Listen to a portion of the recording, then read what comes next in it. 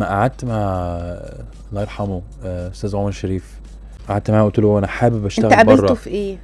قابلته في فرنسا، قلت له انا حابب اشتغل في هوليوود، ابقى على الاقل اعمل نص او ربع اللي حضرتك عملته. قال لي لو هتعمل كده لازم تبدا في بلدك عشان ما فعلا هيبقوا في ظهرك. قال لك كده؟ كان بيحب مصر جدا أوي. جدا رغم ان هو فنان عالمي، بس كان دايما يقولك مصر. وفي كل حتى الانترفيوز اللي موجوده دلوقتي لو اي حد عايز يشوف، حسيت ان هو روحه مصري، مش فرنساوي او مم. الواحد اللي كان عايش بره طول حياته. لا، مم. هو فعلا كان بيموت في مصر. حابب تمشي على نفس طريقه عمر الشريف؟ الظروف اتغيرت، بقت مختلفة شوية. عمر شريف انومالي، ما فيش حد زيه مم. ولا هيبقى في حد زيه بصراحة يعني.